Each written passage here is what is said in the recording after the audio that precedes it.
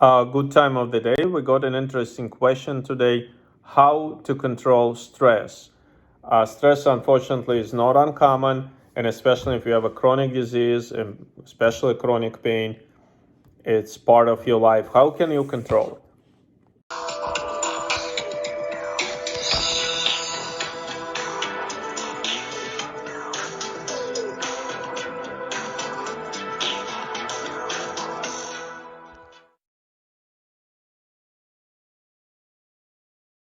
Hi, my name is Kathy, and Dr. Margolian is my doctor. They're wonderful here. They have helped me. My pain was out of control, and I couldn't do anything anymore. And Dr. Margolian's got me where I'm walking. I'm able to go to the fair. I'm going to go to the zoo. He's able, and his team is wonderful.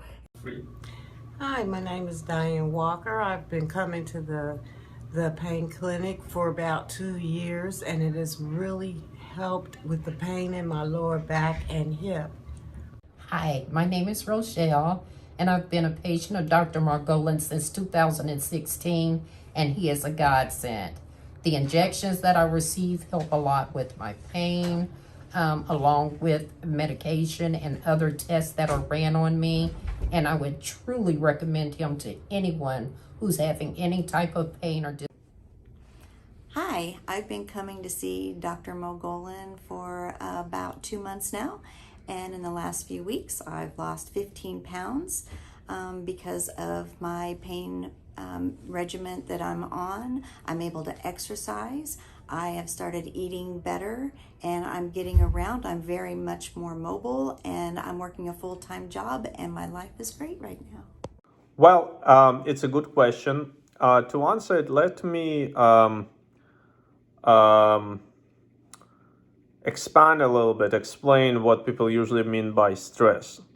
Well, stress is obviously a situation when we need to calm down, but we need to look deeper into it and divide into separate subcomponents or factors. First, the background. Everybody can get stressed out, but people who are in a bad or unhealthy inflammatory state, or overdose on caffeine or sugar, much more irritable and much more prone to be stressed out. Remember that. So first thing you want to do, you want to avoid food and factors that trigger stress. Sugar, junk food is one of them. You need to use caffeine judiciously, and generally, if you have, in simple terms, increased inflammation in your body, you would be more prone to stress, which is very common for people in chronic pain. How you can do that? You can use turmeric. We have a video about this, about turmeric. I'm not going to repeat it, 2 grams a day. I would just add to mention something you said called moringa.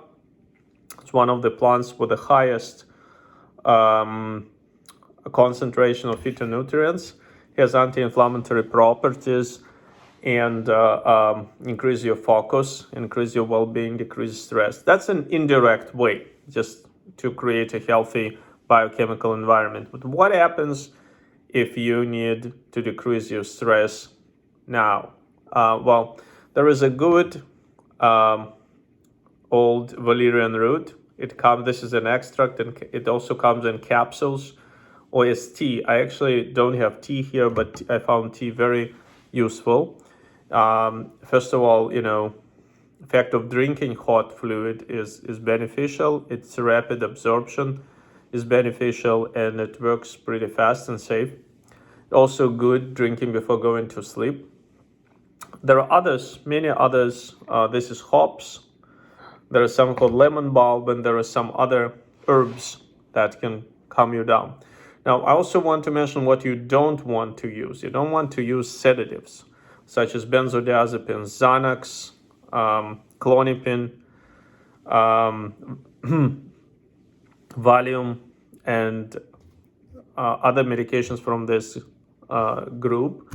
They are designed and they are beneficial for short periods of time to be used for procedures, but not for chronic use, and especially don't use them if you're on opiates. This is not a good idea. Well, but I also want to add something to bring you a new point. This is something called hormonal component of stress. Stress response is not just what you feel, it's a hormonal change in your body. And one of the main hormones involved in stress is called cortisol. So this response builds up and maintains in your body for a long time. And it also causes insulin resistance and some other changes. And you need substances called adaptogens that can control this component of stress. The easiest to get and the most well-known is called ashwagandha. That's why I strongly recommend it to my patients. And by the way, all the manufacturers are randomly selected. I don't have any commercial interest. You can do your own research. But also around 2 grams of ashwagandha a day for a long period of time will modulate your hormonal stress response and gives you more endurance, and you're less prone to stress, which is the third way to attack or to defend yourself from stress. Please remember, it may take time. According to different sources, between 4 to 10 weeks to fully kick in, but it's worth it. Interesting, ashwagandha, it's a word from Sanskrit. According to different sources, that means like a horse, or smell of a horse, meaning the person has a lot of endurance and functions like a horse. So I'm not sure I've seen people really function like a horse, but I think it does prolong the endurance. It gives you some agility and resistance, which is very beneficial. So in summary, stress on a simple level consists of several components. It's the background, the environment, the milieu, I would say the ecology of your body. If you eat clean, you avoid sugar, extra caffeine, you have low inflammatory diet, low inflammatory environment, you're less prone to stress. You can improve it by eating properly, by taking turmeric, moringa, and similar supplements. It's the immediate need to come down, which can be achieved with valerian root, mostly valerian root tea, but capsules also, or extract. And the stress response, the hormonal component of stress, which can be modulated with ashwagandha. These are the 3 ways to control your stress. Thank you for this question.